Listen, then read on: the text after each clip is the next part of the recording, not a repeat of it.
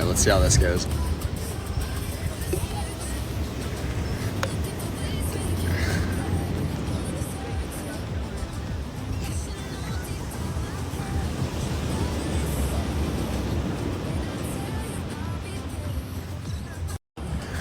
Oh shit.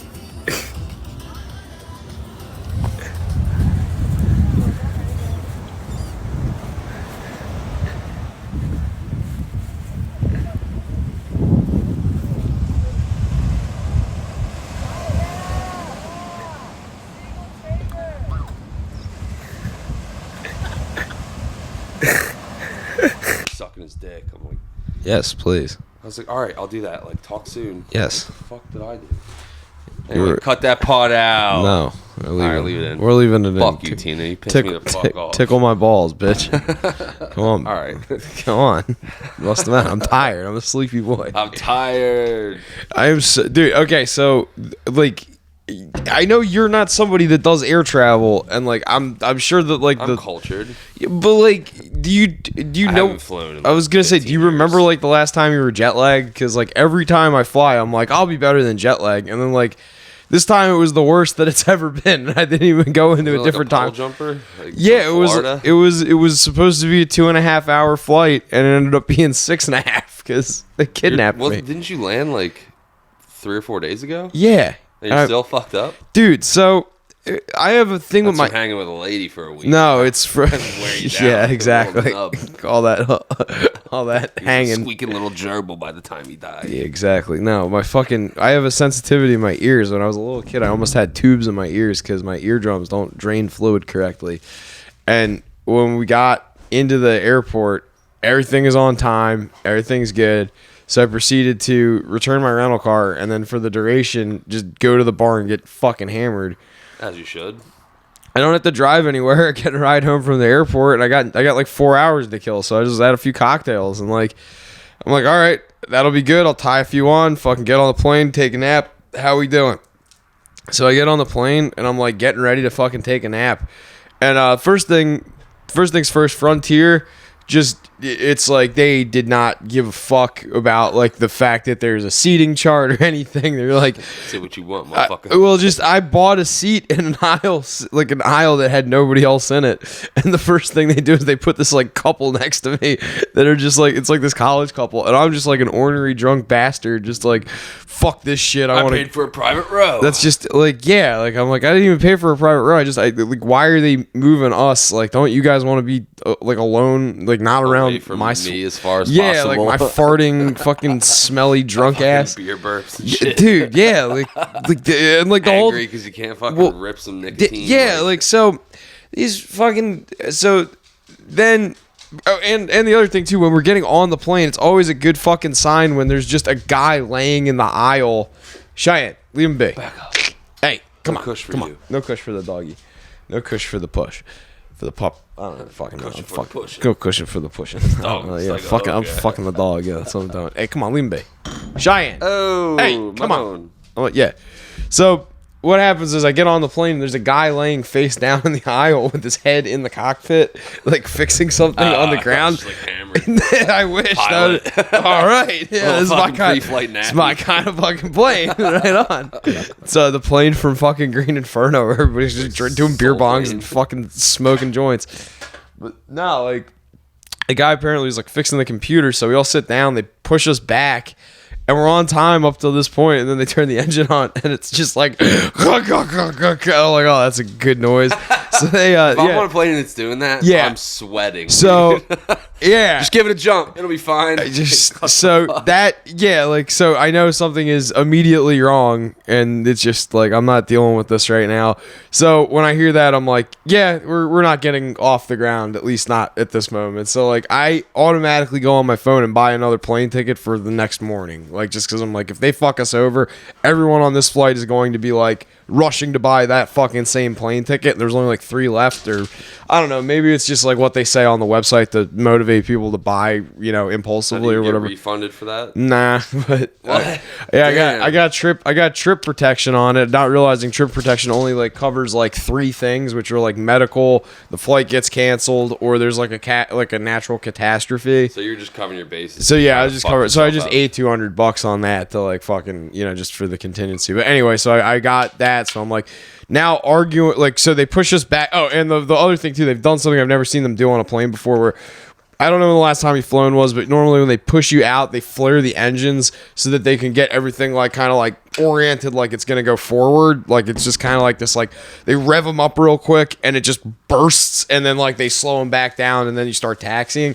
So they did that, but like instead of when they pushed us back, they waited till we were like right in front of the terminal, like in front of all the glass and like the shit, and just like whoa, and, like the echo, like you could hear it through the plane. It like reverberated how loud the fucking engine threw the noise off, and I'm like, I've never heard them do that before. And the girl and the guy next to me were just kind of like, whoa, like what the fuck was that? Yeah, it was wild. So then so now we're at the time we're supposed to be taking off. We're back at the fucking terminal.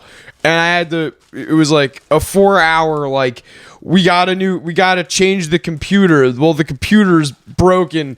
Well, we need to go down to the belly of the plane and fix it. And then, like, the TSA and the fucking baggage handlers, all the people that are supposed to be, like, outside, are now in the plane looking like that, like just like real fucking concerned. You're still sitting in the plane, and we're still sitting in the plane. They won't let us get off the plane. And, like, go back inside, no, they won't. They're like, it'll take too long for you guys to do that, so we're not going to disembark from the plane. Feet, yeah, exactly. It was like it was a whole fucking ordeal just getting everybody on the plane. So like, I don't know. They wouldn't let us off. Me and this other, like, this old Jewish lady named Jennifer. Shout out Jennifer, you ruled. She was like the Spartacus. Like, I'd say something sarcastically, and then she'd be like, yeah, you know what? When the fuck do we get water? Like, it's like, okay. I paid for peanuts. Yeah, like, it was just like a whole bunch of fucking that. Eventually, they got us up into the air. Were you nervous? Like, extremely. Dude. So that's why. Carvana, that's why I'm. Plane-vana. Exactly. They got the fucking. They got like the fucking Air Saudi Arabia, or not even. No, what's a shittier country? Air Azerbaijan. Fucking. We got leftover Soviet. Air Camden. Yeah, Air Camden. We got leftover fucking Soviet planes flying. Fucking. They just paint an owl on the side of it. All right, it's Frontier. We're good. But no. The second we lifted off. I had like the biggest adrenaline dump I think I've ever had in my life, and I'm still recovering from that. So it's a mixture of like being just up for like 8 hours straight in like a high intensity, like high pressure situation, but also like I'm up in the fucking air, and now every noise is freaking me the fuck out because I'm like, that's the 2-hour long panic. Yeah, dude. Like I fell asleep at like one point for all of 30 seconds. I woke up twitching myself into the guy next to me. That's how fucking bad it was. And then like the second we touched down, there's also the other thing too. I think I got a concussion on the fucking landing because like they said something was wrong with the flaps. So I'm like, there's nothing wrong with the flaps. Flaps are down, and like we fucking bounced and we hit so hard I hit the fucking seat back in front of me. Holy shit! Yeah, like dude. it was pretty bad. Like, got the blurries going. Not even the blurries. I just like I've been tired. Like it's like the concussion blurries. Yeah, not like the fucking we're fat and working out blurries. Yeah, not the fun blurries. No, it's just it's been like a week of like fucking that. Like I just haven't been able to sleep correctly because every time I go to sleep, it's like it's time for me to wake up. Like right, so I get like 3 hours. I know that. Yeah, it's like you get like I'm in your schedule right now. You get 3 hours of like quality sleep that is immediately interrupted by either a woman or baby crying, and both at the same time. And yeah, it's been miserable for the last couple of days. And then like last night, the problem, like say you wake up in the middle of the night, can you fall back to sleep? Like depends on the nature of the sleep I'm getting. Like if I wake up and I'm like I just got to pee, and it's like routine maintenance or whatever. Like get a glass of water, take a leak, a little off the fucking top, whatever. Just then it's easy for me to go back to sleep. But like last night, for example, where like I was unsure of whether or not I'm leaving at 4:30 in the morning or like there was no quality to my sleep, so I was just like passing in and out for like an hour at a time. You wake up like and you can't get panicking. Like you can't even like get fucking back to sleep. You just kind of like you just kind of close your eyes like and that like adrenaline dump. Yeah, like it's that surge, and you're just laying there like, God damn it, like. It happened to me last night where most of the time I can't fall back to sleep. Sometimes I can, but last night I just woke up to the baby monitor Vincent was just screaming, and like Nice. I couldn't get him back to sleep for like an hour. And like after that, it was just like, well, it's 3 a.m. I'm just wide awake, so I just like went on a walk at 3 a.m. Like, Nice. I was just like, fuck it. Should have walked here. I walked the opposite way down to the bridge. Nice. I definitely like freak some people out when it's like 3:30 a.m. and I'm just leaning over the bridge in Tucko. They're like, "What the fuck is this guy doing?" Like that's what I was Fishing. Yeah. It's like not even tall enough to break anything if you jumped into the water. He's gonna kill himself. Don't know how to swim. Man overboard. I don't know. I always feel judged by the people that are driving by, but then I'm like, "What are you doing at 3:30?" Yeah, drugs. Tucko? You guys are driving drunk. Like, that's exactly. I'm walking stoned. Yeah, like. No, but I was getting back to the neighborhood last night, and I started hearing coyotes back towards like town, and then the whole rest of like the quarter-mile walk home, I just kept turning around. And, like, I don't know, coyotes fucking freak me out now. But other than that, You want to hear a cool, disconcerting one? We saw a fucking massive fox. We were on the porch at the resort. There's like it's in Florida, yeah. Like so, like an alpha fox. I don't know. It was black. I've never seen a black fox before. It had like, it was like that kind of like darker hued orange, but like it was like at night it looked like jet black. Like it's meant it whatever its little natural camouflage or whatever that it uses, it was using to its fullest advantage. And this we were out on the porch smoking, and this fucking like I see this thing kind of like darting between cars. I'm like, something like trying to break into that car from the underside, because it kind of looked like the way like.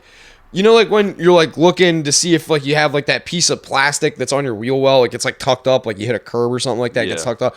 It was like a body was kind of in that direction. I was like, is somebody like trying to like steal a catalytic converter? Or yeah, something? dude, like something like that. But then it like crawled out and then continued on that same kind of like army crawl prone pace to the next car. And I'm like, that's got to be like an animal. And then sure enough, like the light changed at a certain point. It got to a certain point where it was like, oh, no, it's just a really big fox. It was just like chilling out underneath people's cars. Probably like picking That off wouldn't really birds. freak me out too bad. It was, we were up 5 stories. It didn't freak me out or anything. It was just more that it was like a big fucking fox that you could see it from 5 stories up. That was like more. And I'm like, They're okay. pretty tiny around here. I was used to see them in Ocean City. They're pretty friendly. Not friendly, but not threatening ananyway. You know, you They see just it. kind of wanted food, you know what I mean? Yeah, you know what you see a shitload of on the highways though down there is armadillos, dead armadillos. Really? Yeah, there was like I 3 don't or. think I've ever seen an armadillo in the wild. I've never seen a live one. I've only seen them dead in Louisiana and Florida. Like they have I forget which one it is, the 5 band or the 7 band. There's one that's like toxic to humans, and then there's one that's just like super, kind of like mellow and friendly. Cheyenne, get away from him. Back up. But yeah, they there's like one that is like a native to South America that they imported, and it turns out it's like toxic to like humans or whatever. Oh, no shit. And yeah, I don't know if that's the one that's like the more common or if it's like uncommon or whatever. But like basically they're just dumb and get hit by cars because they go into balls and think that they can just get hit and like bounce or whatever and just get completely flattened.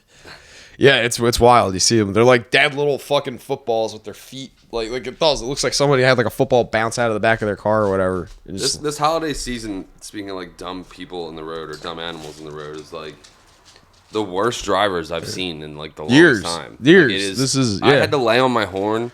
Now I'm an angry person to begin with. I'm not gonna say I'm perfect, but I typically don't lay on the horn very often. I laid on my horn like 4 times yesterday. And it's always the same thing. It's just some old lady that pulls out onto Route 9. I'm doing 50 in a 45, and like they just pull out right in front of you, and I'm like, dude, like if I didn't slam on my brakes, I would be in your back seat right now. Yeah, just like, what the hell? What the fuck are you doing? Like, and then one happened on the way here. I forget. This lady just like stopped in front of her driveway. Like complete stop in the middle of Tuckahoe Road, right by Esperanza. Yeah. And ended up she was letting the mail person out, but it was like you just like stopped in the middle of a fucking highway with no warning. Yeah. And like I saw it, but then you always got to worry about the person behind you. I'm like, dude, I'm gonna have to get fucking plowed by this F-350. Like That's every. You know which place freaks me out the most? Roosevelt Boulevard, turning onto the Parkway when you're heading towards Ocean there City. was a bad accident there like a night or 2 ago. Yeah, there's something about the way that people try and make that light in both directions that it just adds like an extra layer of like intensity, like to just making a left turn. And It's not so bad making the left. It's more worse when you're coming out of Ocean City and you're like, is this guy gonna go for it? Yeah, that's because I'm speeding up to like get out of their way, and then they start inching out, and you're like, yeah, like what the fuck? It turns into a or like, when they're you're already through the turn you're getting on, and like they're coming through that yield. Yeah. And they just gun it, and it's like, what the fuck? Like, I don't know. Yeah, that one. That's a tricky place. Our buddy got in a crash there in high school. When I was a senior in high school, I almost got T-boned, not going left onto the parkway, but somebody slammed on their brakes thinking that you can make a right onto the nice, stupid. Yeah, why don't we relax? Instead of being full retard, why don't we relax? Yeah, you know, like how there's like the 3 lanes. The left lane is the left onto the parkway, and then it's like the right 2 are going straight, and they consolidate and merge into one. Well, the guy I guess thought that the right lane was a turn lane onto like the parkway exit ramp, and got like, he was like right up my ass, and I like, this guy fucking stops in front of me, and then the guy was, I guess, like going with the flow, thinking that I'm going to turn right, and then followed me into the shoulder. And like almost fucking like pushed me into traffic. Like I literally had to go like shoulder and then into the like grass and shit like that. And then he came up between me. Fuck. It was so fucked. It was so stupid. Yeah, it's definitely a tricky spot. I don't know. It's fucking gay. Satch got in an accident there in high school. Satch got 3 accidents in 3 days. Remember that? 3 days? There's 2 accidents in 2 days maybe. I forget. It was he killed 2 Jeep Wranglers in 2 days. Ford Ranger. And the Ranger was that week too. Ford Ranger was. I think that was a few weeks later there. Oh, okay. Intersection. Yeah, I remember exactly where he was. He was at 610. He got hit in the same intersection twice. That was the Jeeps. Yeah, both the Jeep Wranglers. The Ranger was at the one we were just talking about. But it sucked for him because it was right after school. I don't even know if he was still in school or like I don't remember. He was dating Jenna, so he might have been picking up Jenna from school or something. Right. But it was when school let out, so like 20 school buses went by. So, like, his phone was just blowing up all night. Yo! Like, yo, are you good, man? Like, the truck was all smashed up, but him and Jenna were fine. But, like, yeah. It was the same thing where, like, someone just fucking T-boned the shit out of him there. He was just minding his own business. But, what are you going to do? You know what's, like, wild? I've seen the aftermath of, like... Actually, wow, now that I say this, I saw the aftermath of a really fucking horrific car accident. Like, when I was picking her up from the airport, we were on the fucking way down, and there's, like, a car that had gone up the median, like, you know, like in the parkway where it's not that they're really like bridges, but they're like the overpass, or the parkway goes over and then like 9 or whatever goes underneath. Yeah. One of those, somebody had like gone in between one of them and like ramped off the edge, flipped their car, and it was like there's just wheels of like you're driving by, and me and her are driving by like, what the fuck happened here? Because there's a car over here that's all smashed up. And it's like apparently like 2 cars came together trying to merge, hit. They went in divergent directions. One went off the road, one into the barricade, and then they just like the one that went like off the road, like went really off the road and ramped and like flipped over like GTA style. Dude. Yeah, it was pretty gnarly. And there was like a dozen people pulled over, an 18-wheeler was involved in it. Like it was pretty bad. Like my cousin was on the expressway a couple weeks ago. And he saw, like, was right behind a fatal accident and was, like, first person on the scene. Damn. And I haven't talked to him yet or anything about it. I don't know, like, the details or how the wreck occurred, but my aunt was saying that it kind of, like... messed him up. Shook him up a little bit. I bet. A few days. And I was like, yeah, fuck yeah. Like, what the fuck? Do you know any... like, saw a body. Like, it was just, like... Yeah, do you know anybody that, like, does, like, you know, like, the fire rescue or whatever? Our good friend, Brendan Shepard, when we were in high school, he did... the Tucko Fire Department, I want to say for a month or 2, and there was one morning he came in and he was like white as a ghost, and he saw it was like 2 or 3 like a family died in a car. I might be misremembering, but it was a very tragic motor vehicle accident, and he was like, I'm not doing the firehouse anymore. Yeah, I don't want to. He was like 17. He's like, I don't want to see this shit. Like, it was like multiple dead people. Yeah, like, a friend of mine. I don't need this shit before high school. Like a friend of mine did this the fire rescue thing. He's now in the Army, but he did the exact same thing where he was like, yeah, this one time I showed up on a call. You get the fire pager. It just goes off and it just tells you where to go. Pretty much. Nah, you're good. Tells you where to go, and he said that he just like without even like thinking about like when and where it just sent him to an intersection, and he was like the closest person, so he was like, yeah, I'll be there. He's first on the scene. He said that some guy got into he rear-ended someone. I don't know if it's that it was like he was sandwiched or he just was going too fast and hit the back end of this car, but regardless, the dude had gone forward and his neck had severed somewhere like up, like high, God, like lower than it. And so he didn't like lose his head or anything. But Nick, shout out Chappelle. Like, you know, I remember you telling me this, man. We were at work. He said that he gets back and he like kind of has to assess like how bad the wound is. So he takes the guy's head and goes like this, and he just watches like this fucking like this like burst of like blood. No, like the guy's like oxygen leaving his lungs, like his like last like breath like just coming out. And he said it was like a fucking poof. Like it was like he like leaned back and it was just like out of the gash in his neck, just like. He's like, yeah, it was like, I understand why the Native Americans say that. Like, that's what your spirit leaving your body. He's like, like, it was all lit up because everybody's cars and lights were on and shit like that. So it was like and very. This is like a volunteer. It is a like volunteer. Yeah, like yeah. making... He's not an EMT. He's a fireman. Like, he was a dude that was just like, he was the closest guy to respond and just like, oh shit. Like, that's what I'm saying. That's shout out to all the volunteer firefighters. Like, that is. The fuck 12, go firemen. For sure. I'm kidding. Team Guns and Hoses, dude. I'm rooting for the hoses. Hoses all day. Boats and hoses. Comedy. It is a fun. This is a small aside. A fun little beef that cops and firemen have. Because when my grandpa, like, fucking quiz. At holidays, when my grandpa would be there and my uncle Bob would come over. He was a fireman, my grandpa was a cop, and they would always just be giving each other shit. And my uncle would be like, it's not my fault you took the wrong test. Like, you picked the wrong job, you fucking dickhead. Like, why do you... It's the first time firemen are getting pussy in the history of fire pussy. Fucking firefighters. Hearing them go back and forth. Firefighters are fucking faggots. The best. He's just flipping each other off the whole time. You guys have an impromptu Thanksgiving rugby match for no fucking reason. Calling each other just calling each other queers the whole time. It's like, you guys are from Jersey. You're not from Boston. Stop talking like that. Fucking queers. It's The Departed. It's the beginning of The Departed. I can't remember the title, but yeah, the firehouse down here with the fucking siren, like, it pisses me off. But that is a gnarly gig to just pull up on, like, and it's not always. It's a lot of fender benders and getting cats out of trees and fucking gas alarms and bullshit. But like, there is times where these volunteer dudes, like, these guys are working 9 to 5 fucking jobs, like, you know, HVAC, like jobs that are hard, and then like 3 a.m. their pager goes off, and like they got to go to like a 5-alarm house fire. It's just like, dude, I'm annoyed when the baby monitor goes off and I got to go get a bottle at 3 a.m. Like, imagine putting on your pants and being like... You see how, like, bent out of shape I get about work. Imagine doing my job on top of, like, having to deal with that. Like, Nick...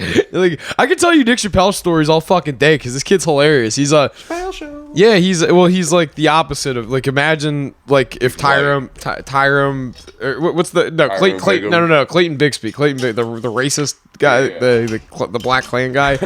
Imagine if that guy was a white ginger guy that's in the army now. That's Nick. He's like, he's just that. His last name is also Chappelle, so it's funny. Hey, get your moose out of there. Come here. Where do you volunteer out of? He was I don't know which one, Goshen probably or Middle, one of the two. But he was from Courthouse, so gotcha. He was like on one of those. But yeah, he'd come in, work like 45, 50 hours a week in the summer. And would, and the whole fucking time, quit booping him. Giant, come on, get down. Dog segment. Get off the cord. That's Giant. Get away from that. Could you yank that a little bit further, a little closer back here? Yes, thank you. Sorry, thank you. No, you're fine. Giant. You're good. You get over here. So anyway, so he would like, he would show up at like work. We'd like be in the middle of the shift, and then like all of a sudden this fucking weird ass like thing would go off, and we're like, what the fuck is that? He's like, it's like it sounds like a fucking fax machine kind of like so that shit's going off, and we're like, what's going on? He's like, 3-alarm fire, fucking Seville. And I'm like, you gotta go. He's like, nah, I don't gotta go. I was like, how do you gauge like when you? I think just like if you can, you do. And he's like, like I don't have to go to any of these, but like if they really needed me, they'd call me, and I'm like, okay. But yeah, there was like a couple of times where He came in, he was all fucking bent out of shape. Like, what happened? He's like, I was on a fucking call. I was on my way home from my girlfriend's house. And of course, my fucking thing goes on and they know that I'm halfway between her house and my house. So I have to go to the... I don't think that they just knew that, like, where he was or something. Like, I don't think it was... He's like buddies with the guys and shit. Yeah, like they knew he was like at his like chick's house or something like that. So he got all butthurt because like it's like 3 o'clock in the morning. He's coming home. He doesn't want to be bothered by anybody, and he has to go like respond to like Betty driving off the road. I wonder what the stipulations are with that. Like, I'm such a scumbag that I'd be like, I'm tired. I'm gonna turn this thing off now. Like, I would just fucking turn the siren on at any given opportunity, like everywhere around town. Just driving home from Lavari's drunk. Have the blue lights in the grill of your Tacoma. Oh yeah, like, dude. Officer, there's an emergency. There's an emergency. I got Easy Mac at home and I'm fucking styling. I was gonna say, there's a fire in the sauce in the bag of my Taco Bell. And I gotta get home while it's still warm. Put it on a plate. That's true, dude. I ate so like yeah. I guess I'll tell a little bit about Florida. Florida was pretty fucking cool. I enjoyed it down there. I went to a dog track. Hey, what town? What? Break it down for me. Where'd you go? I flew Florida, but I flew into Fort Myers. So I flew into RSW and then I rented a car and drove down to Marcos. So it's like an hour. It's like an hour from the airport to where we were staying. But it's like the airport is like nice area. It would be like staying in probably like I would say something closer to like Chincoteague, just for your reference, like where it's like, you know, it's like sparsely populated, but still like, you know, relatively open. Yeah. But then you get down to like Marco. Marco is like a resort. We're talking like, you know, the $8 million like mansions and like, you know, everybody's got a boat and shit like that. Like high rise. Like think like Fort Myers is pretty nice. Yeah, like think my like grandparents had a house down there. It's just Miami on the West Coast. That's really all it is. Like same aesthetic, same everything, like same beaches, same. They had a house in like a 55 plus, so it was like but like the area around it was it just kind of looked like Florida Tuckahoe. Like, yeah, it's all it like, is, Florida Ho. Like it's really like everything between the airport and where I stayed was Florida Ho. Like it's literally there's an ECHL team that's between the airport. Pensacola Ice Pilots or no, it's the fucking it's a pun on Blades, like the fucking Everblades. Florida Everblades. Yeah. And they play at the Hertz Arena, and I drive by the. No shit, they were around when we used to watch the Coast in 2003, 20 years ago. And I told Jay that too, and Jay was like, "Yeah, they just never really played the bullies too much. Like, they were like different conferences. They were different conferences, but he was like, yeah, if we got into the playoffs, you would see the Everblades pop up there. And he's been making that drive for years now, like, because they've owned that place in fucking Marco for ages. And he's told me, like, I've never put one on one together. That's where the Everblades play. I was like, I just happened to be driving by at the right place at the right time. Looked to the left as an advertisement was playing in the car. Shit. And I'm like, oh shit, that's where that is. And that's like, pretty cool. Yeah, it was neat. I didn't know that they had a place down there. They do. You mentioned it in a text once, but like, I didn't know if it was a typo or like what you were talking about. I thought you guys went to like a resort hotel or something. Yeah, we were at a resort. So the place I was at was called Marriott Crystal Shores. It's like a timeshare. But they operated as a hotel, so like you can a la carte get like 2 nights, you know, fucking there or whatever. Yeah. The rooms are like $2,400 a night. Like it's it's like. But what's your timeshare entail? So you get like 2 weeks a year. Yeah, like 2 weeks. You could trade for points or whatever, rent them, sell them, like take a stipend, you know, whatever. So yours was. Like, it was all just covered. It was all covered. It's just like you have to pay for like, you know, if you get add-ons or whatever. So like we got like beach chair the one day, and that like at the pool or whatever. That's all complimentary for the most part too. But it's like when you go to the beach and like off the resort, it's like you got to pay for shit. But we were right across the street from a bar. That was fucking sick. We got fucking pedicures at the fucking nail salon across the street during a rainy day one day. Hell yeah, it was fun to see. You looked like you're having yourself a fucking time down there. It was just, I kept getting Snapchats every day. It's Joey on the beach, just like sipping cocktails, like he's fucking dick hanging out. Yeah, literally. Yeah, like it was. I saw more of your dick last week than I've seen in our last 10 years of friendship. I you, buddy. Yes, Tina, I'm tickling the balls. Yeah, right. No, but okay. So here's something that was a lot of fun that we did. We went like, you know, every night we would go to the bar across the street because there's a place called Touche's. Shout out Touche's. The fucking dude Tim that worked there. I highly doubt that they want anything to do with me plugging them. We were quite the fucking hot mess. Plug's a plug. Yeah, it's a Touche's sports bar. It's it was the fucking shit. We walk in. There's like one night where it was a monsoon, so we like couldn't go do anything. So we just like drank at this fucking bar, and I can't get into too much detail. I want to keep everybody's like I told you got a good gist of what happened and everything. Yes, I know exactly what you're referring to. But okay, so there's this guy though that showed up there, and I just got to say there's two guys that made it. I forget the dude that showed up's name, but he's from Minnesota, and he was next door. There's a movie theater next to the bar, and we're just drinking and hanging out, like talking to that Formula One fucking racer guy named Rock. Hell yeah, dude. Yeah, shout out Rock Johnston, I think his name was. We looked it up. It was like Rocco Johnson. Yeah. He was cool. He was a cool guy. Bought all our drinks and everything. Like we bought him drinks. He bought us drinks. He ran like a few hundred races or something. He had like a legit career. He was talking to us about some serious nonsense, and until you pulled that up, I was like, this guy might be like the fucking Neil down here. He's just a little bit like more put together. He ran like 2 races, got in a bad wreck, but he thinks he's Mario Andretti or something. But no, he wasn't like a champion or anything, but he had a legit solid career. What he was talking about while he was at the bar, it lent enough credence where I'm like, you're not talking out of your ass, like you're inside baseball. Like I know from what you're saying, like just like hearing like the way you talk and like Tom talk, or it's like.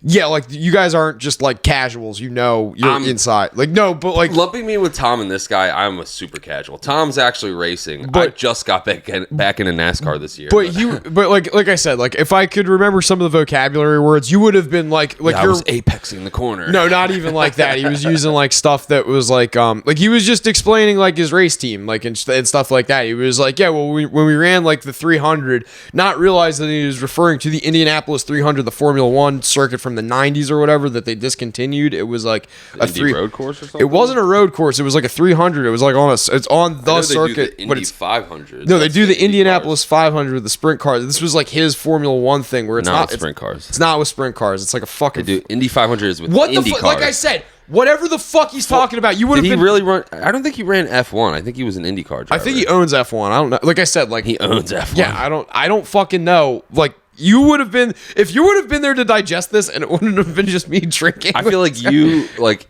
when you talk about inside baseball and poker is how I feel right now with you. I'm like, wait, what are we? What the fuck? Is it F1 or IndyCar? Like, no. He's a Formula One. I think he owns a Formula One team, but I think he raced Indy cars like in the 90s or something like that. Because he said something about a 300, but I know that like Indianapolis is the 500. That's like the big race. I think it's like another minor leagues. Like it's like another circuit or something like that. Like I don't mean like another like track circuit. I mean like another racing circuit entirely, where it's like a different like formula, different vehicle or something. Yeah, there's Formula One, there's Formula 2, there's Formula 3. I don't know anything about open wheel racing really. Okay, thank sprint you. Cars. That sounds familiar. Yeah, sprint cars are on dirt. It's more similar to what Tom runs, even though I think he runs like 3/4 something or 3/4 midgets, micro sprints or something, but.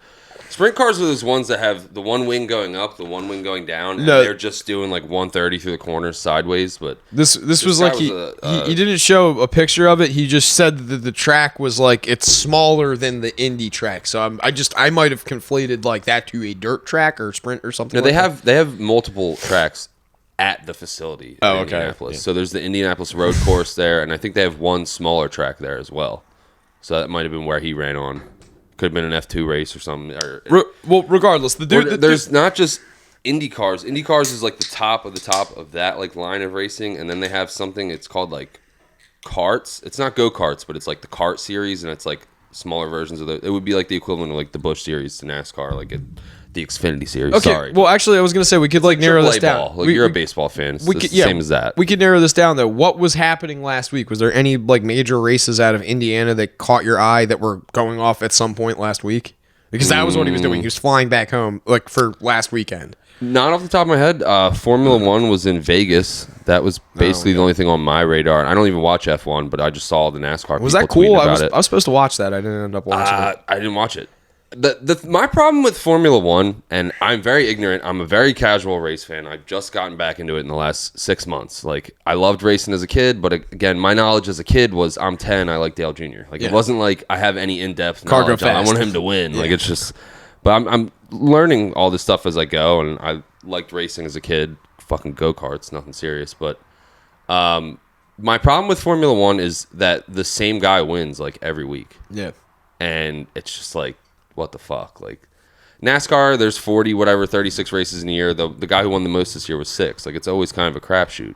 So Max Verstappen wins 98% of the races, and he wins by like huge margins, like a 6-second lead. And it's just like I can't I haven't watched it. I don't know if it's entertaining. Apparently, the announcers like make it entertaining, creating drama. But like, to me, if like I already know who's gonna win going into it, like it's just it takes the fun out of it. Like I like that. And there is a guy who won 28 weeks ago, but like I don't want to see the same guy win 50 out of 52 weeks a year. Like it just doesn't do it for me. I don't know. Like, and there's insiders in F1. F1 is like they think they're like the elite racing. Like they kind of shit on NASCAR. Really? Yeah, because they're like, oh, NASCAR only turns left, even though NASCAR has like 7 road courses a year. But anyway, this isn't a debate for that. F1 could be awesome. Like I don't fucking know. I haven't followed it. I can barely keep up with NASCAR as it is, but I don't know where the fuck I was going with it. I saw like a reel, and it was like an F1 insider, and he was like, everyone thinks like, oh, it's the car. Like Max Verstappen wins every week because he's on like Team Red Bull or whatever the fuck, and like it's the car. And he's like, no, like this guy is a once in a lifetime talent.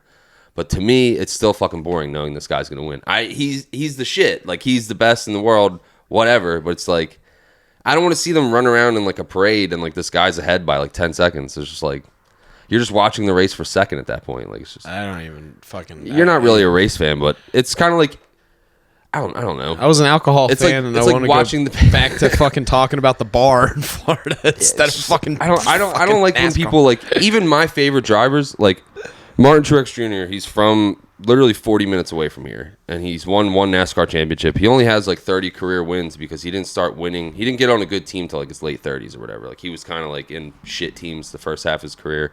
Anyway.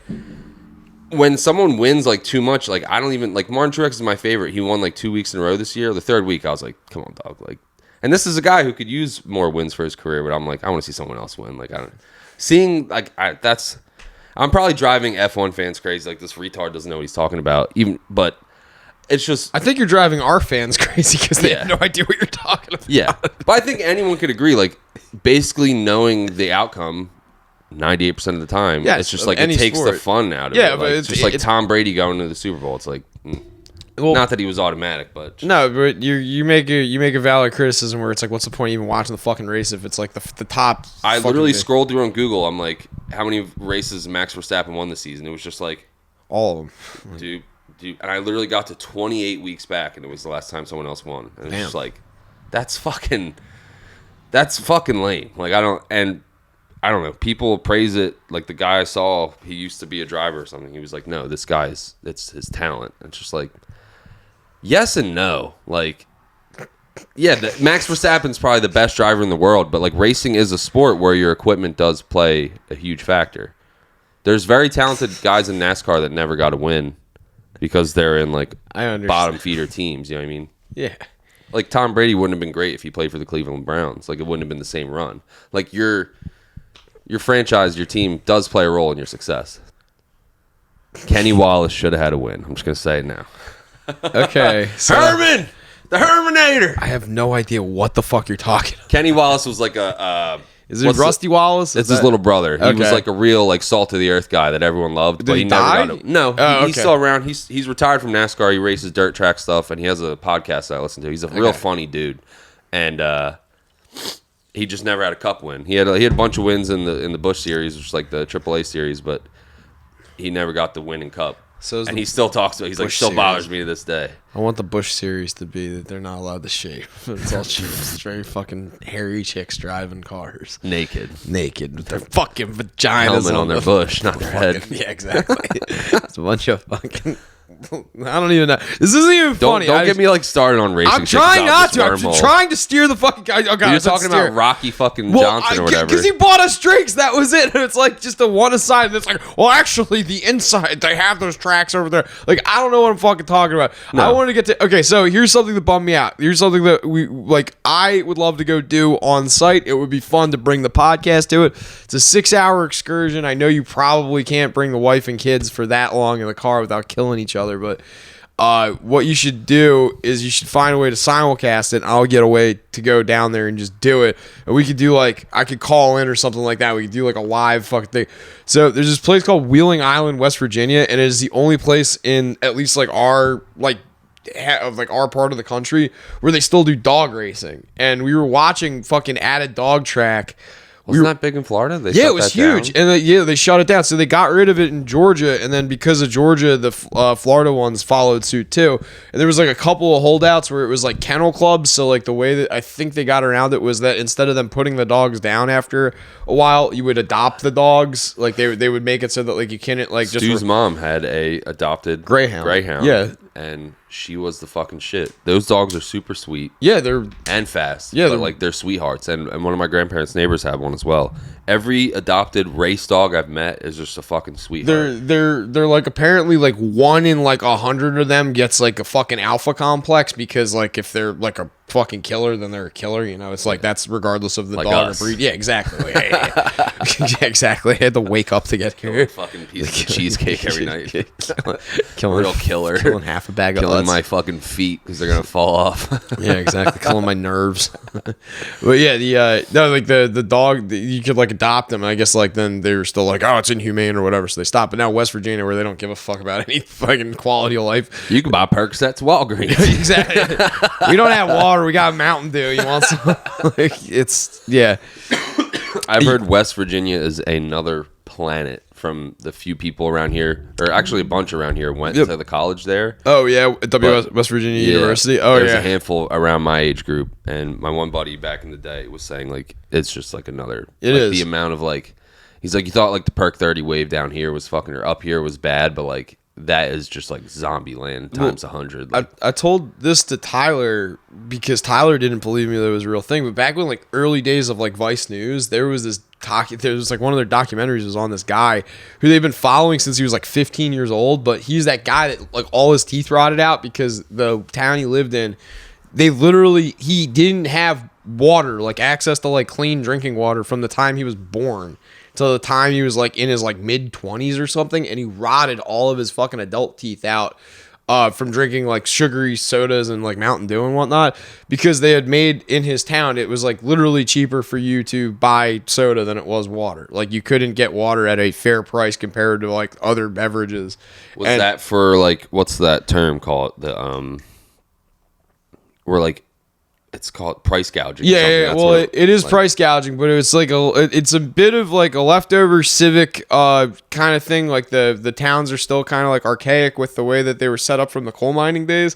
So like it's kind of hard to get like civic change in there because a lot of the coal mining companies were replaced by like what's the word I'm looking for? I want to say philanthropists, then lobbyists. Like a lot of like lobbyists for like, you know, coal and like all these like big, you know, brand name. Like we'll put a Walmart in here and that's gonna, you know, give jobs and everything. But then like also the Walmart comes in and makes it so that like water is now like, you know, 3 times what it costed because they just can. Like that's just the way it is. Like yeah, it's price gouging. I think it's illegal to do that. It is. Well, there was like my grandpa used to talk about it. This specific guy that got his teeth replaced, like the town he's from, I can't remember the name. It was something Falls, but I drove through that town, and it is one of the weirdest fucking places I have ever been in my life. It's like right at the south, like unsettling. Yeah, like say it's like the southwest corner of Pennsylvania, and then it's like Virginia and West Virginia. It's like all like tucked, so you can hit like all 3 corners of the states in like 5 minutes. Like you go like boom, boom, boom. But yeah, like I stopped in West Virginia to refuel, and just the interactions that were going on at the gas pumps were enough to be like, yeah, I don't want to fucking be anywhere. Get the fuck out of here. Yeah, like there, it was just like, where's all my down? I want to go down to Hollywood. Like, yeah, fucking stay away from me. It's too much. I felt that way when we were in, what's the town called? Hendrickson or something? North Carolina? Oh, Henderson. Yeah. We were in Henderson. That guy got his fucking hoopty stuck on the fucking train tracks. I don't remember that, but I remember we went by like this bando-looking motel, and it was just like, it looked like a fucking scene out of like a drill rap music video. Like, yeah. I was just like, this is too hood for, like, I'm way too suburban to be here. Like, you know, like I was just like, I'm food here. Like I am the weaker link. I'm going to get fucking, I don't know. But, yeah. As a white dude, like, I know my place. Like, even some parts of, like, Atlantic City are like, like. When I took you to Henderson, was that, like, the hoodest place you think you've ever been, or have you been, like, to other? No, I mean, like, Camden, Philly, New York, AC. Like, they're all over. But, like, that was, like, a different flavor of hood. Like, it was just, like, I guess because it's the South, it was, like, kind of a different terrain, just different everything. And it was just, like. This literally looks like a music video or something. This just does not look. There is a music video of the place that I'm thinking of. I'm racking my fucking brain trying to remember who it was. It's somebody where I saw it on World Star and I was like, I've fucking been there. It's northeast Richmond, Virginia. It's like this place that back in like the 50s, it was where they put a bunch of like there was like a military base there and they put like all the officers housing in this like one like quadrant of the city. So it's just like urban sprawl that has just become like, you know, like tenement housing. It's like that, but imagine like office, like individual houses that they've just like every single one they've gone in and then turned like a single family home into like a quadplex for like, you know, Section 8. And they're just in complete disrepair from the 50s. So you drive through it and it's just like, it's like a cemetery. You're just going through it. It's like every house looks the same. It's just if you wouldn't be able to like different stages of disrepair. Yeah. It's fucking unsettling as fuck. And if you like make a wrong turn, it's like kind of hard to gauge which street goes which way because everything kind of looks the same and is oriented in a way where it's all like facing the street. It's not like, you know, like in Woodbine, like how you go down like Washington Ave and it's like all the houses are kind of the same, but they're like old and like they're not really like well maintained. They're just like there and sort of, it's like that, but like 50 times bigger every block for like 10 square miles. It's like that 2-block section of Washington Ave where every house looks the same times 500. But you're like when you like make a wrong turn in there, you're just it's stuck like House of Mirrors. Yeah. Like there's that movie from a few years ago called Vivarium where it's like I kind of got like flashbacks from that. It's a little different than that. Like obviously like that's like supposed to be like suburbia where this is like clearly like they're trying to demoralize the residents. Like, fuck, but yeah, there was like some rap music video I saw and I'm like, oh my fucking God, I've been there. And like, there was like just these guys like walking around with like AKs and shit. Like, yeah, that's about right. That's the spot. that's the spot I don't want to be. Yeah. Oh my God. Richmond's fucking terrifying. Those places like that where like shit's just like abandoned and like falling apart and like no one's fixing it. And like half of the lots are just like vacant lots because they just demoed the house. Like there's parts in AC like that where it's just like this is not a good place. Like when I used to go to the head shops and when I was in high school to buy like my $25 bong or whatever. Yeah. I would park on this one street by like Ripley's and it was like that where it was just like these sketchy ass like houses and like open fields and I was just like this is like not. Dude, I was recounting my trip to Detroit that I took when I was a little kid to my father because my dad I guess wasn't there. I thought he wasn't, but like yeah, we went to 6 Mile where my mom grew up in Detroit, and that was literally the most. Your mom's like Slim Shady. Well, that's a running joke. She hated it. I tell everybody. My mom used to 8 Mile. My mom used to babysit Eminem. She's the only other white person. That is such like a fucking just like a second grade like dude, lie. Such a great thing to say. No, guys, I'm serious. Like, I would like bring my friends over. She's like, yeah, I grew up on 6 Mile. They're like, no way. It's like she's like, I'm 2 miles away from anywhere, and like it's a completely different part of the city. Like it's nowhere near where Eminem was from. But yeah, like she was from like Rosemont, I think was what my dad just told me. I thought it was Hamtramck where she was from, which is kind of close to 8 Mile, but no, it's Rosemont, which was like a entirely different area. But Michigan's a pretty cool state. I know you've been there. That's been there once, and I was saying it to Tina the other night. Like, yeah, there's some rough parts. Like when we were staying in like a semi-urban area, like it just looks like Ventnor. Like it just looks kind of rough. Everything that's like kind of near Ohio, it's like the roughest part. But everything else, like everything like further north, it's beautiful. We were up near Detroit, not exactly, but I forget what the big town near us was. Not Flint. It was where all the dispensaries were. I know exactly where you're. College town. Yeah, it's where the Ann Arbor. Ann Arbor, yeah. Pretty sure. We were near that. We were in a place called Jackson, where there's actually like a federal prison or a state prison or something. Now, like in town, it was kind of rough. It just looked like, but there was like a nice part, like an Asbury Avenue looking part, but not like the living areas. Like it was just normal shit. But when we got out to like a park and like when you're in nature up there, it's like a different landscape. You know what I mean? Like, and the air was really fresh. Like it was just a different feeling than when you go to like the game preserve and it's the marsh down here. Like this was like. I don't know what the proper regional term is. It's not like it's like Appalachia or something, but it's like it felt like Canadian-esque. Like it had like crisp air and like fucking tall green pine trees or whatever the fuck they have up there. Like just, I liked it up there a lot. I did too. My grandfather is from, well, my mom is from there. My grandfather lived there for a really long time. We used to go visit him. He lived like 30, 40 minutes outside of Detroit. I have no fucking idea where. I think it was like north and west probably, but he, it was the same thing. He had like a compound out in the woods. He had like 4 acres and we're just like, we would go out there, had a pool, had everything you needed. The guy that designed his house was like some like crazy hippie guy from Detroit, like from like leftover from the 60s that came out and laid on his parcel of land for 3 days to watch how the sun would move across, like how the sun and the moon would move so that he could like create like the ideal floor plan, like That's sick. Yeah, like dude, it was like a pretty sick house, dude. He had like a putting green in his basement. It was an amazing house. But yeah, I just remember the first time being like out in like the wilderness in Michigan, being like, this is scarier than back home because it's like you turn in 360 degrees and it's like it's just woods like everywhere for miles and miles. We don't really have like apex predators here. Yeah, like, the worst we have is coyotes, but like up there's like fucking bears and like bobcats and shit. Like this is the real fucking world. This is like, the tundra. Yeah, that's what I was saying. Like it's just a totally different like climate and like everything. But the guy that we stayed with, it was Stu's cousin.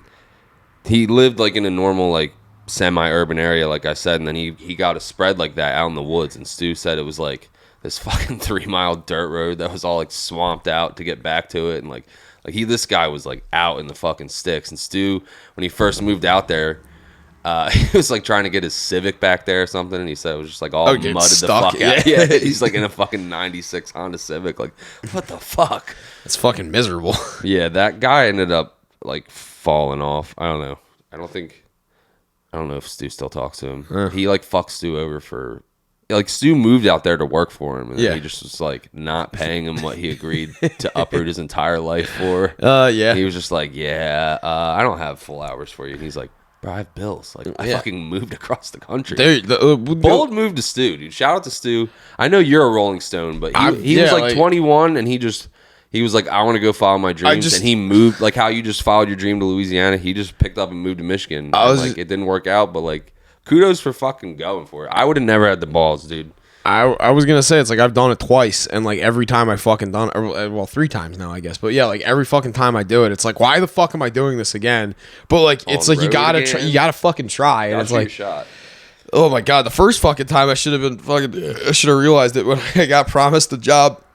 Was this Colorado? Or yeah, Colorado was the one. I got that job on Craigslist, and I mean that job ended up being cool. Like I got exactly what they promised. Of all the things I found on Craigslist, that would have been the most accurate to what the job description was. Like that I applied for. Like they were just like, it's a line cook position at a ski resort. You can ski for free. You're gonna work a shitload. I'm like, all right. And then like, yeah, that's what you mainly went out there for, right? Yeah, the shred, just the shred. And then like once I realized that they were giving me shifts so that I could not, it was prohibitive to my shred schedule. Yeah, I was like, the lifts open and close when I come in and clock out of work. You dicks. And they're like, sorry. You're like, well, fuck you. What's the point of me working here if I can't even do the thing I came out here to do? Like, yeah. But yeah, they I don't know. That was a whole. Can you snowboard when the lifts aren't on? Like, can you just walk to the top? Take like 4 hours to get up there. So there's this kid Mike. Shout out Mike. If Mike, I doubt Mike is even still listening or remembers me, but there was this kid Mike. Nah, he was cool. He was from New Hampshire. The day I met him, him and his girlfriend were on acid. Nice. This sounds like a Colorado story. Yeah, his girlfriend was visiting. He was from New Hampshire, and his girlfriend, I think, was like from Vermont or New Hampshire, one of the two. And she was out visiting. The two of them were on acid, and like he was good. She was really fucking frying. And I'm like, I know what I'm gonna do for you guys. Like I actually have the perfect thing because it's like it's isolated, but you're gonna have the perfect time. I knew a guy that ran Ski Cats, and he was at the bar drinking with me a few hours before that, and I knew that his shift didn't start till like 9, 10, whatever, and it was like maybe like 8:45. So I was like, "Can you guys get to the bar?" And they're like, "Yeah." And they're already in their snow gear and everything, sitting inside in their snow gear, sweating frying on acid, dude, literally frying. So I'm like, get your come on, like. So he walked out of the bar. Sure enough, my boy's there. He's with like a bunch of the ski peas. I was like, "Yo, have you gone up yet?" He's like, No. I'm about to actually go kick the thing on and then come back, get one more round, and then go." And I'm like, "Okay." Getting rounds of drinks before he drives up the mountain on a snowcat. Yeah, dude. So he's like drinking and eating sandwiches and shit like that. I was like, yo, I got these two on acid. They want to come with. He's like, fuck yeah, I don't Fired up, boys. I don't Let's have go. anything to do. So they went up with them, and like they were like, do you want to come with? I was like, nah, I got to go to work in the morning, so I'm gonna go back. But like they just went and like sat in the snowcat. So me and Mike ended up being like best fucking pals because I got him on the snowcat with this fucking dude. So they just rode. They just rode. Yeah, they just like because it's like the snowcat's like a big glass enclosure and it's like big in it, like because it's got to be like heavy enough and like widely distributed enough. So like it's like a tractor cab, but like it's like a broader like 3-seater or something. Like bigger than even like imagine like the front of a bus, like of like a city bus. So it was comfortable. Yeah. Like you can. I thought like you sent him up there to like take a run down the mountain or something. Like no, like that was they were just like frying like that's playing like fucking snowcat simulator. Yeah, well that was just it was fucking hilarious. Like they just set him up. But that's like the only way you could get up there. If you bribe them, they'd let you, but it's hard to fucking snowboard at night because there's no lights and like you're gonna end up fucking not even run into a tree. It's hard to gauge when things drop off by moonlight because the light is so flat and even that like you don't like every time I snowboard at night I have problems with my eyes to begin with, but like I've never not eaten shit dramatically snowboarding at night. Like purely because it's like you ever worry about avalanche? Totally random. Well actually it was kind of cool. I'm kind of comfortable with avalanche now too because they gave you like a pretty good protocol for like what you're supposed to do. The building I lived in was designed to be avalanche resistant. They designed it so that it could withstand an avalanche 3 times the amount of. No, I'm saying while you're snowboarding. So because like one kind of complements the other. Just the building I was in, they give you like how the avalanche, if it like the reason it's built to withstand 3 times the amount of avalanche that the mountain is capable of producing is because of this, that, and the other thing. And they're like, so if you get trapped in one, it's not really a crushing. Like, well, it is to a certain extent, but it's like it's more of an oxygen thing. Suffocate. So like.